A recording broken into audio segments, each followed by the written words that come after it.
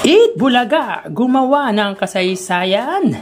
Yan ang pag-usapan natin patungkol sa dalawang pananghaliang programa sa bansa, ang Eat Showtime at ang Eat Bulaga. Pero bago yan at bago natin umpisa ng online viewership nila ngayong maulang araw po ng Sabado, ay humiling ako sa inyo na pakisubscribe po ang aking YouTube channel. Pakilike and share na din po mga kaparokya para mas dumami pa po ang makapanood ng content natin. Maraming salamat po sa inyo mga kaparokya. So mga kaparokya, kanina nga ay ginanap ang Grand Finals ng The Clones for Female category kung saan ang Grand Champion po ay ang ka-voice ni Sharon Cuneta na si Rachel Clemente. So congrats sa lahat ng finalists, lahat naman po magagaling, pero ang bet ko dun mga kaparokya yung 14 years old na The Clones ni Claire de la Fuente. Samantala kanina nga po mga kaparokya ay may 6 gaps ang Eat Bulaga at 4 gaps naman po ang Eat Showtime para sa mga ads na lumabas kanina. So, ang Eat Showtime po ay may total na 177 TV ads at ang Eat Bulaga naman po ay 34 TV ads. So, sa unang gap para sa Eat Showtime sila ay may 56 ads. Sa pangalawa ay may 46 ads. Sa pangatlo ay may 51 ads at sa pang-apat ay 24 ads. Samantalang sa unang gap ng Eat Bulaga, sila ay may 6 ads, 6, 9, 5, 5, 3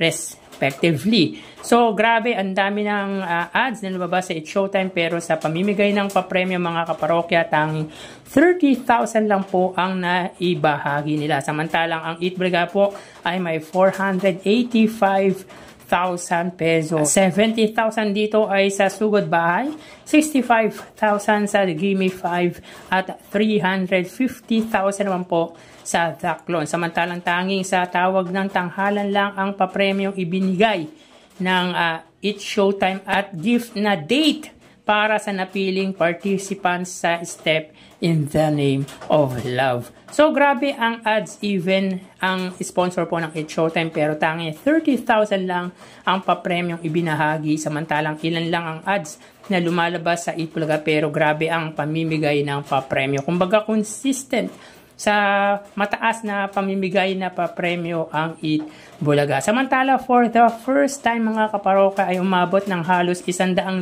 views ang inilamang ng Eat Bulaga. Against po yan sa Eat Showtime pagdating sa highest viewership or yung sinasabi po natin pinakamataas na views na naabot nila sa isang episode. Sapagkat ang Eat Showtime po ay may 83,000 views at ang Eat Bulaga ay 180,000 views. So yan po ang pinakamataas na views na nakuha ng dalawang noontime shows kaninang episode. So grabe, 97,000 views ang pagitan nila. At ito na po ang pinakamataas na views na nakuha ng main YouTube channel ng Eat Bulaga. So history ito para sa YouTube channel ng Eat Bulaga. Talagang inabangan ng mga viewers ng Eat Bulaga ang Grand Finals ng The Clones Female category.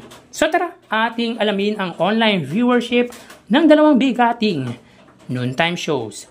Para sa Eat Bulaga under TVJ Facebook page na may 3.3 million followers at sa Eat Showtime naman po na may 19 million followers. So sa oras na 12:55 PM ang Eat Showtime po ay may kasalukuyang segment na Step in the Name of Love. Samantalang ang Eat Bulaga naman po ay ang Grand Finals po ng The Clone. So dito makita po natin mga kaparokya na ang Eat Showtime po ay may 6,000 viewers at ang Eat Bulaga naman po ay may 6,000 live viewers. So again, sa oras na 12:56 PM ang Eat Showtime ay may 6,000 viewers at ang Eat Bulaga naman po ay may 6,000 live viewers. So pagdating sa Facebook Live ay tie ang dalawang noontime show. So mapunta tayo sa TV Network YouTube channel ng dalawang noontime show. So unahin po natin ang Eat Showtime under GMA Network YouTube channel na may 39.4 million subscribers. At para naman po sa Eat Bulaga under TV5 Philippines na may 2.53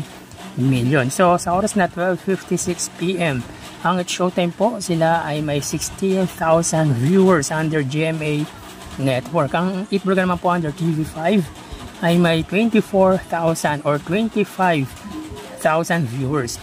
So again, sa oras na 12:57 PM ang Eat Showtime po under GMA Network, sila po ay may 16,000 viewers at ang Eat Bulaga under TV5 ay may 25,000 viewers. Mapunta naman po tayo sa main YouTube channel ng dalawang noontime shows. Unahin po natin ang It's Showtime under ABS-CBN It's Showtime na may 2.65 million subscribers at sa Eat Bulaga naman po under Eat Bulaga TVJ YouTube channel na may 1.55 million subscribers. So sa oras na 12:57 PM, ang It's Showtime po, sila ay may 82,000 viewers. Ang Eat Bulaga naman po, sila ay may 155,000 live viewers. So again, sa oras na 12:57 PM, ang It's Showtime po, sila ay may 82 or 81,000 viewers at ang Eat Bulaga naman po ay may 155,000 live viewers. So bali, ang total na nakuha ng dalawang noontime shows ay, mga kaparokya, bali ang total na nakuha ng dalawang noontime shows para po sa It's Showtime ay 103,000 viewers at ang Eat Bulaga naman po ay 186,000 viewers. So again, ang It's Showtime ay may 103,000 live viewers at ang Eat Bulaga naman po ay 186,000 live viewers. So pagdating sa online viewership as of 12:59 mga kaparokya, ay angat po ang Eat Bulaga ng 83,000 viewers. So dito ay wagi po ang Eat Bulaga at landslide po ang pagitan ng dalawang noontime show pagdating sa views online. So yan po ang lumalabas sa kanilang online viewership as of 12:59 PM. So mamaya magbabalik pa po tayo sa ikalawang bahagi ng ating online views update. So magpapaalam po muna pansamantala, magsiingat po tayo. Thank you and God bless.